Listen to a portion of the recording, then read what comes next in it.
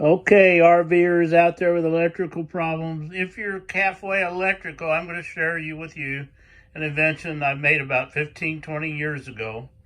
I took a 10-3 wire and I opened up about a foot of it, of the insulation. I put a male 30 amp plug on there. I put a female 38 amp plug on there. I simply go out to the pedestal and I plug it into the pedestal, and then I plug the RV into the female.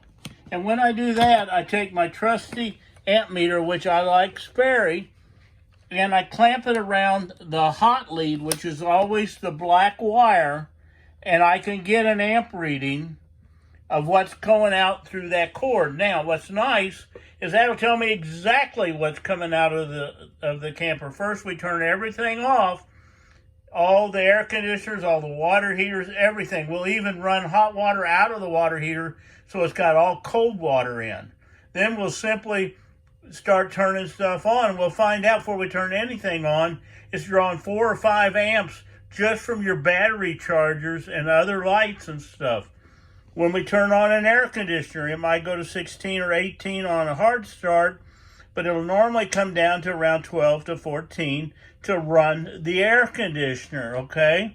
Now here's where the problem comes in. Now you're at 14 and 5, you're at 19. When we turn on that hot water heater, a lot of times it comes in at 14 amps. That puts it over 30 amps. No wonder you're blowing your breakers. You need to turn your water heater to propane. Take that load off of while we're in heavy air conditioning season if you're on a 30 amp breaker. On my 30 amp sites, I've put 25 amp breakers in to stop people from overheating the wires, because you're only allowed to use 80% of that breaker for up to 1 hour in any 24-hour period. So if you know what you're doing, here's something that works really well for me.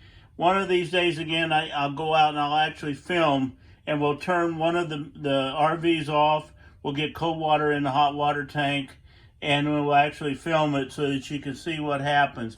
And you'll find out that during the summer, if you're 30 amps, you should not run your water heater off of electric.